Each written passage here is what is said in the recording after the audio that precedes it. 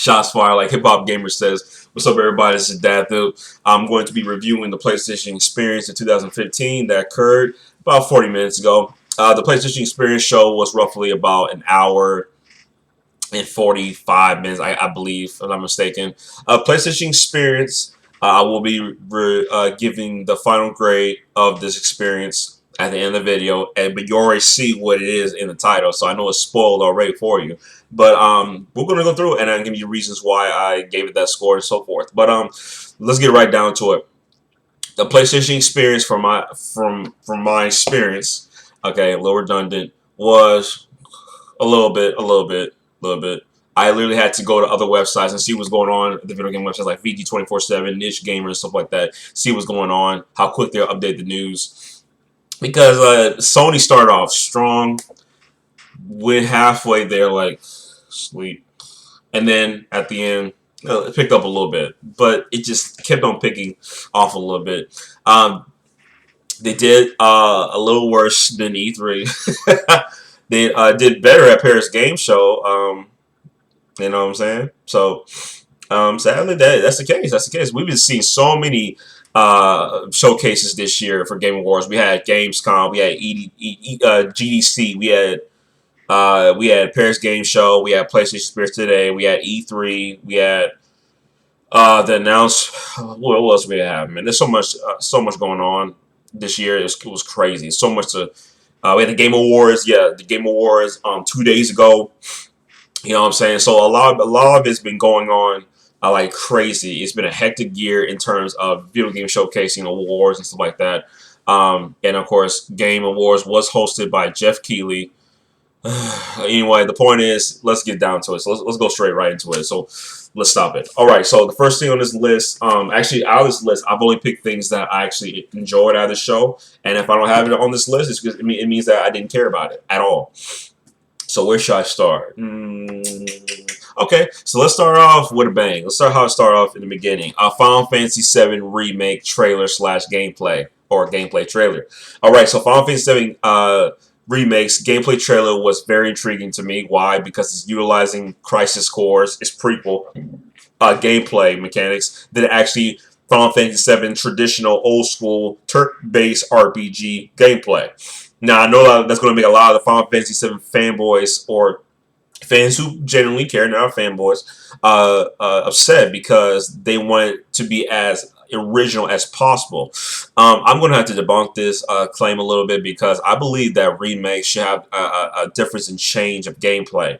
You know, like for example, we also have a Resident Evil 2 remake coming, and a lot of people are very upset that would be very upset if Resident Evil 2's remake would have over-the-shoulder gameplay like Resident Evil 4 and 5, you know what I'm saying, or 6, you know, specifically Resident Evil 4. People would be very upset if it was not like the tank controls as the original Resident Evil 2 that was in 0, 1, 2, 3, Code Veronica, and what's any others like Dead Aim and Outbreak franchise. Yeah, people would be very upset about that. So. You know, but Final Fantasy VII's gameplay, I think, is a fresh start because I actually like the gameplay mechanics of Crisis Core, and also has a mixture of Kingdom Hearts in terms of its layout. But I keep forgetting. I wonder if Crisis Core is inspired by Kingdom Hearts or vice versa. I always forget.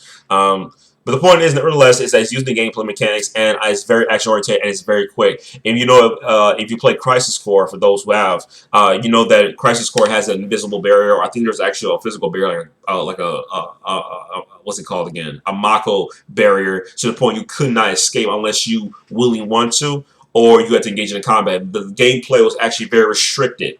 Okay.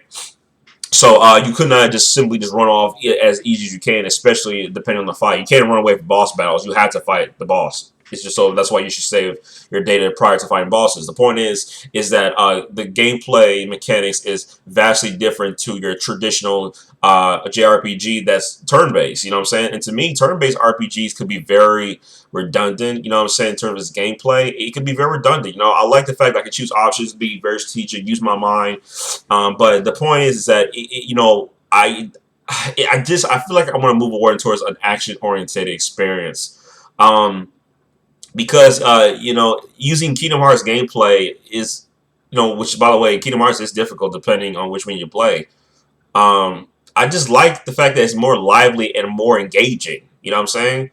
Final Fantasy VII Remake, however, I would like if they could do this. This would be impressive if they permitted the player to have two different, to have the choice of playing the game in two ways. You can have it action oriented, or you can have Final Fantasy VII be turn based. If you can choose either or, kind of like if Resident Evil 2 Remake was allowing you to play over the shoulder like 4, 5, or 6, or play tank controls, that would be awesome. That would be mind blowing. You know what I'm saying? To make up for that. To please everybody. Everybody's satisfied. So that would be cool. But they would probably have to do the ground up all over again from different camera angles. And it'll take a lot of work. But I don't care how long it takes. Period. You know what I'm saying? Take your time. I'm too busy playing other games like Dark Souls 2 Scholar of the First Sin. You know what I'm saying? And some other games. So Final Fantasy Remake gameplay was awesome. The trailer, I enjoyed it. So next up on the list, and like I said before, when we review this, we're not doing chronological order. Okay, I'm going all over the place. Next up, Street Fighter V. They showed a new character called Fang, and the game is coming out February 17th. Just to remind you guys, for the PC and the PlayStation 4. I can't wait to pick it up. All right, so that's it for Street Fighter V. Nothing intriguing. Next up is Ni no Kuni 2. Ni no Kuni 2, that was mind blowing. Revenant Kingdom. I have an issue with that game. I believe the main character, who looks like supposedly the king, he looks like a girl. They need to cut his hair. Real talk. They need to cut his hair. You know what I'm saying? Like how I cut my hair. You know what I'm saying? Keep it bald, look like a man. You know what I'm saying? To completely distinguish between a man and a woman.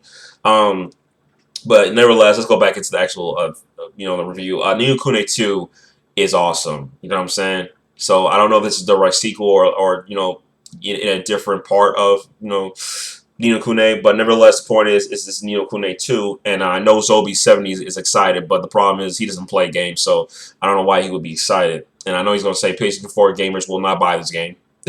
Well, I can't buy it because guess what? Don't have a PS4 anymore, so don't count me out. But nevertheless, the Ni no Kuni 2, you didn't play the games, you didn't beat them, and your trophies prove it. Thank God, Pyro and JTech exposed you for the fraud that you are. So Ni no Kuni 2, can't wait to look. Well, I can't say can't wait, but I will be watching a walkthrough of that game. I never finished Ni no Kuni on my profile.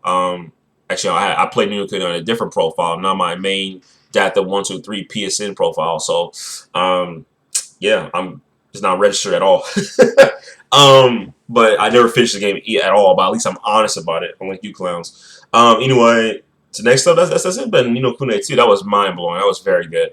Next up is Niho, and Niho is basically a Dynasty Warriors type game that has its take on the Dark Souls franchise. You know what I'm saying? So they show roughly two of the same enemies, samurais and this little golden beast. It looked like it looked like the centipede demon from Dark Souls and Lordran. But the AI looks really stupid. I know the gameplay trailer was extremely short, but nevertheless, the AI looks really stupid. It reminded me of the undead and the undead Berg and undead Parish in Dark Souls. So just sitting there and just waiting for you to attack, and they're doing long, waiting attacks to do their thing. So it's just pathetic. So that's right there. Next on the list, we'll just have to wait and see. We don't have a release date for that game. So next on the list is Yakuza 5. We're getting a release date. It's coming December 8th. Digital only, sadly. I know that's going to make a lot of Zoe70 upset, but we're going to see his rants. Yakuza 5 is coming December 8th on PSN. You'll be able to download that for the PS3. It's a PS3 exclusive. It's not on PS4. And also, at the same announcement, they announced that Yakuza 0 is being localized here in America next year. So that's cool. Don't care, really. Like I said, on PS4, PS3. But Yakuza 0, well, I do like Yakuza in general. Don't get me wrong. I love Yakuza the original on the PS2. Love Yakuza 4, and I've beaten also Yakuza 3. Yeah, but I never played 2, never played 0, never played Dead Souls. Never played those. Okay, so yeah, nevertheless, good stuff, good stuff. All right, so next up is on the list is Final Fantasy VII original. On the PC port coming to the PS4. Oh, ain't that precious. The PC port of Final Fantasy VII, which is better than the original PS1 version, of course. Coming to the PS4. I don't remember the date. I can check for you guys real quick. So you know what I'm saying? But the PC port is coming. Let me see here. Let me see. It's on VG247. You want to go check. But the PC port is somewhere around here. The PC port is coming. I'm trying to figure out where. Well, anyway, you guys can check for yourself. It's coming to the PS4. So this month or maybe right now. Let me check right here on Google. It's just too slow to check.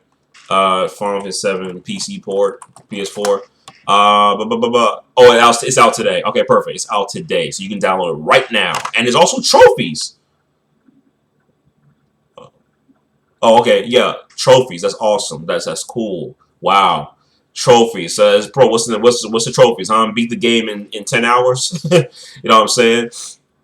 It's gonna be crazy. So hey, that's cool. That's what's up. So yeah, that is. So make sure you guys who play Final Fantasy, I already beat every single Final Fantasy game except for Final Fantasy 2. I need to get on that.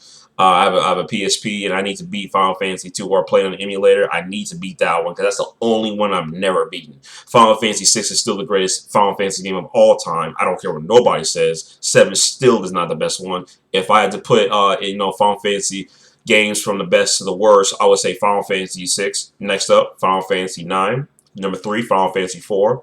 Number 4, Final Fantasy 5. And I will put Final Fantasy 7 at number 5. Yeah, and then number 6, I'll put Final Fantasy 3. The remake for the DS, and then came to the PSP, and then came to the PC via Android port. There you go. All right, so back in. So next up, they show this was very interesting. This is one of my favorite games back in the day. That was Res, and they call it Res Infinite, and it's going to be utilizing VR. Your choice. No, I cannot wait. No, I don't have a PS4, but if I could try at somebody's house, that'd be awesome. But Res was a great game to play back on the Sega Dreamcast in its original form, or play on the PS2. Res was basically a psychedelic experience. You know, if you played other games like Child of Eden or Geometry Wars, and just the colors that are so vibrant, are just so in your face. It's like you're almost in the game itself. It's like a drug, man. It is such a good experience, and the music itself is so amazing. Techno trance, it really is good. Really good stuff. That's a perfect game to utilize virtual reality. Why? Because the game itself is not only it says a psychedelic experience, but also how not only is it a psychedelic experience, but also it infringes upon your sight. You know what I'm saying? So if you have seizures, you better not be playing that game. You know what I'm saying? Using VR so it's probably going to give you a seizure, but you know what I'm saying? The game itself is a huge experience that you just got to try out. To have that game with VR is a perfect example. Next up is also Ace Combat 7. Oh my god, it's a PS4 exclusive. It could be a time exclusive because the Ace Combat games are making their way to PC. But Ace Combat 7 also is going to be utilizing VR, and you don't have to. It's going to be utilizing VR, but you don't have to utilize VR. Another perfect game to utilize VR. Perfect opportunity. Very smart. You know what I'm saying? Very smart. And Ace Combat 7 with its VR support is very just it's a flight-based game using virtual reality, and you're in the cockpit of the plane itself. It's just absolutely outstanding.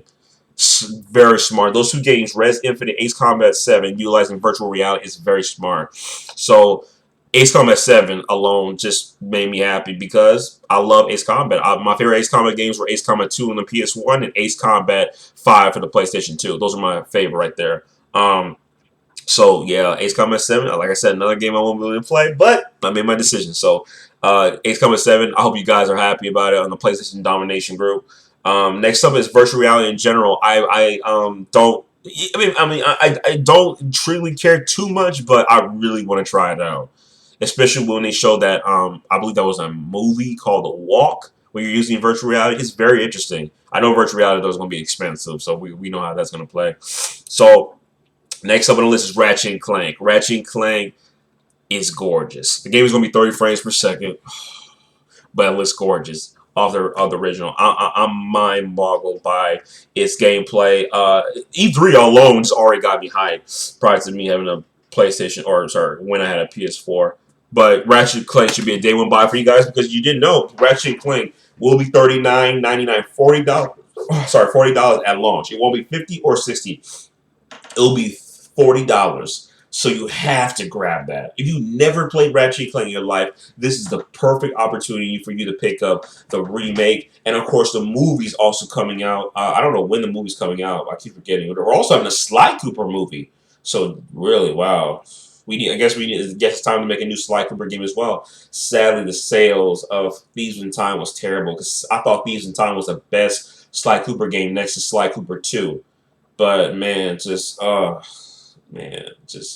that sucks. Anyway, nevertheless, that it is. And I think that's it. And also today, for PlayStation 2, emulation, they're bringing games like Dark Cloud, wow, to the PSN. It's about time, but at least Sony is really starting to push out their games now much quickly than before. So you guys really need to get on that. You guys really, really, really need to get on that and try it out. Just absolutely amazing, man. Really good stuff. Dark Cloud is a classic, so you guys need to try that out. That's pretty much it for the entire conference. Now, why was I disappointed with the conference? Because it started off strong and it got slowly. Just all in the middle, like I said again, I feel sleepy already in this chair. I need to go exercise, but Ratchet and Clank on the place. Man, Ratchet and Clank. I'm sorry. My gosh, the show itself was so boring in the middle. It's just like it put me to sleep, man. I had to literally go to other websites like VG247 or Niche Gamer and start looking at articles and stuff like that. What's going on at the moment? I know they're updating their page with new content because they're watching the experience themselves. Every page is they're watching it, but nevertheless, it just started so slow, and they showed a truckload of indies. I know indies are the future. I know some indies games can be so much better than the AAA games for sure.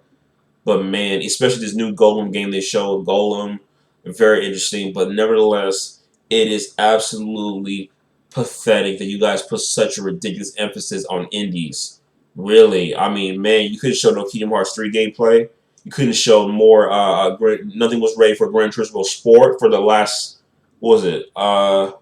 What was it? It was Paris Game Show. Paris Game Show was it in October or November? I've been forgetting. What was it? I forgot. Please, if you don't know, if you do know, put in the comment section. I keep forgetting which Paris Game Show because time's been flying by. I can't even remember. But I know Gran Turismo Sport was shown. I know that's not Gran Turismo 7, but Gran Turismo Sport. You couldn't show at least a little more gameplay, probably a little trailer more. You know what I'm saying? Get us a little more excited. Like I said, you thought people been hearing about Dark Cloud. People think Dark Cloud 3. Oh no, they just trademarked Dark Cloud 3. We thought that, man. Stop that trademark stuff. And on top of that, Capcom also trademarked Omniwasha, so maybe we'll see something next year at E3 2016, which, by the way, is so close. We're halfway there. When December comes to a rest, it's 2016 New Year. E3 is going to be here before you know it. People are still going to get their tickets starting maybe late January, February, because E3 is going to be here before you know it. And we know the console wars are still going to go on. We PC gamers are just doing our own thing, mind our own business. But the console fanboys, the Xbox and the Nintendo fanboys, let them go at it.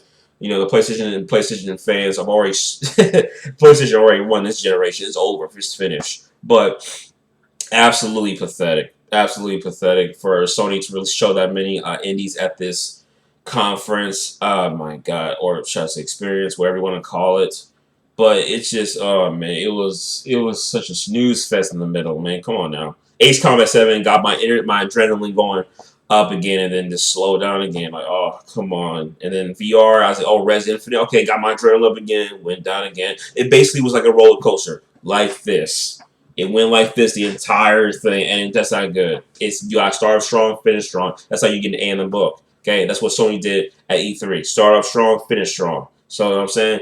But Sony this time was just start off strong and just go on a roller coaster. Good, bad, good, bad, good, bad. I'm not dissing indies, but what I believe so hardly, so profoundly, so vehemently, so adamantly is that I believe they need to make a separate conference for the indies.